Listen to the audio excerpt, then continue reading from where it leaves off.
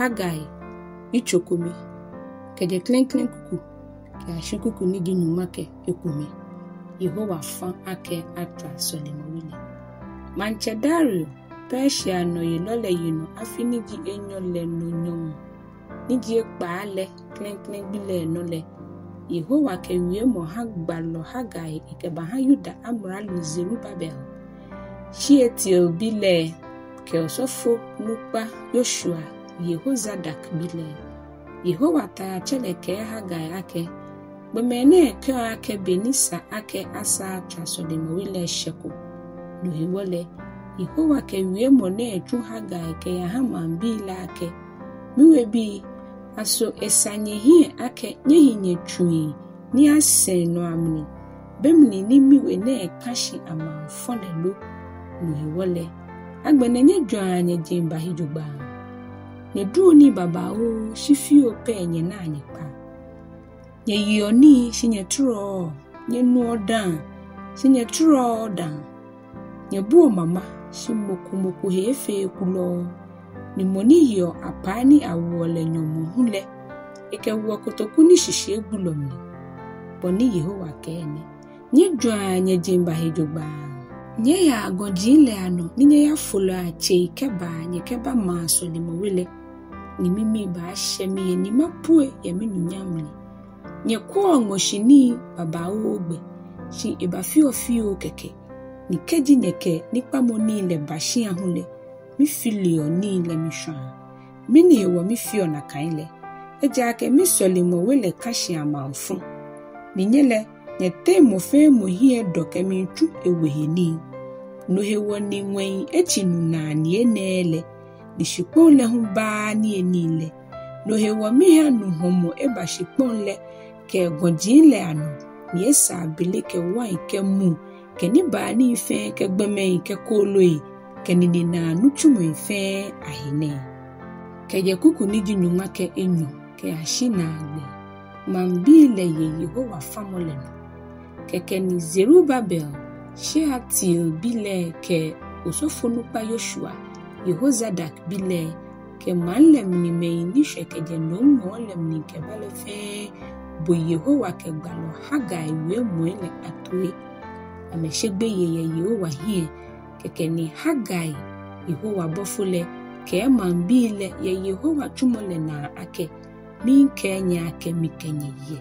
keke ni Yehowa te Yuda amralo Zerubabel Shealtiel bile ke Osɔfoi nupa Yoshua Yehozadak bile ke manlem bi ni sheke no ngom ni ke bale hu fe amumoshi ni ameti ameatu Yehowa tayache amenumale Sɔlemɔ wile heni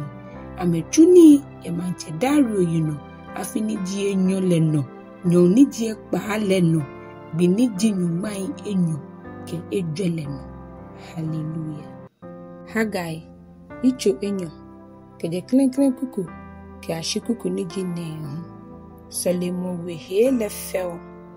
manchedario yino afini gi enyo le no nyon ni gi kpa le no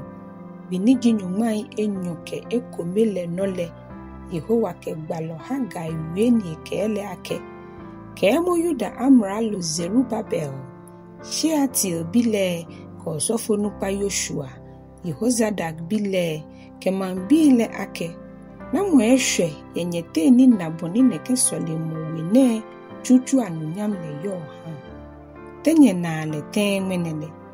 be eje fefe yenye hie shagbene Zerubabel waje mohe bo Osɔfoi nupa Yoshua Yehozadak bi bo hu waje mohe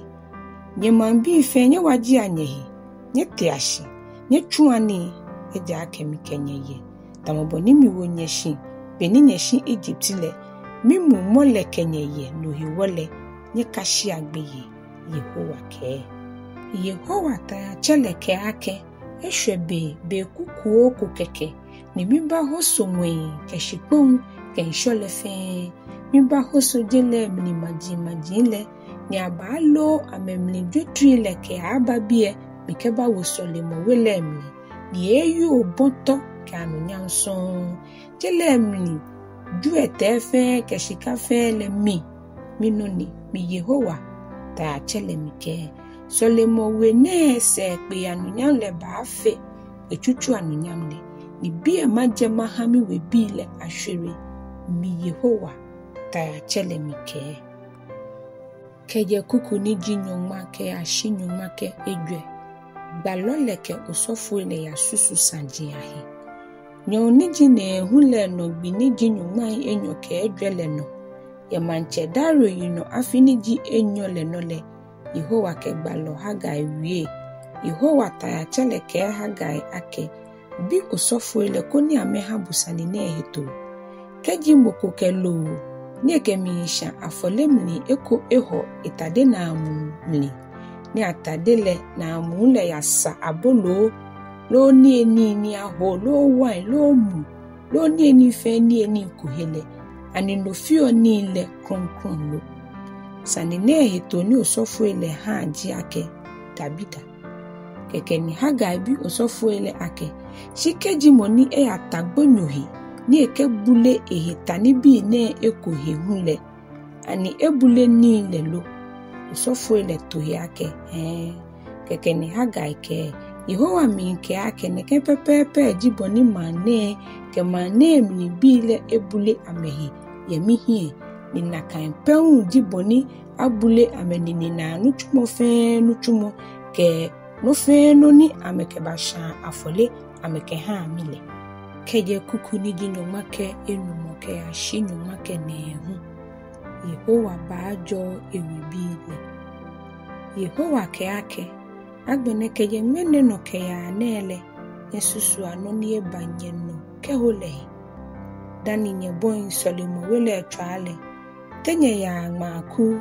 ibemri ni nye mi kwegbe ake yeba na ma kei ohai enyole ya ni na kei ohape moniba wine buna ake eba ye wine gbei ohale eba ni na wine gbei nyumai enumope mi ha hela ke lamo ke nyumonte ifite nye na nuchumo ni fe shiene fe sele ne pale ke ba mi mo nye kadi akeje mene gbine no ke ya ne no ni baba mene jinyo ni jine hule no gbi ni jinyumai enyo ke edwe ni jigbi ni nye to Yehowa Sɔlemɔ wele shishile bedu mo wukobe abumomni ni waincho ke agbamicho ke akutucho ke mucho woko shina keje mene gbine no le mi baajɔɔ nye keje kuku ni jinyuma ke enyo ke ashina agbe Yehowa wo Zerubabel shi na kan gbile no ni jinyon le no binyumai enyo ke edwele no le Yehowa ke wie mo ni ji enyo tun Gbalɔ Haggai ke la ke mo Yuda amra lo Zerubabel she ati bile ake ehwefio ni mi ba hoso mo ke shipon le hu ni mi ba pa manche menfe ni mi ba fo amelumo ye lise mi ba pa tata ya hwili ke hwili le amintra lo ife ahin ni maha amekpongo no talo ele ado amehi amegbegbe ameson amehi na kan gbile no le Zerubabel she ati obi mi chulo mi ba ngobo ko ni oye Maŋbii le alumo ye mi gbe mi eja ke boji mo ni mi hala mi tayache mi ke hallelujah.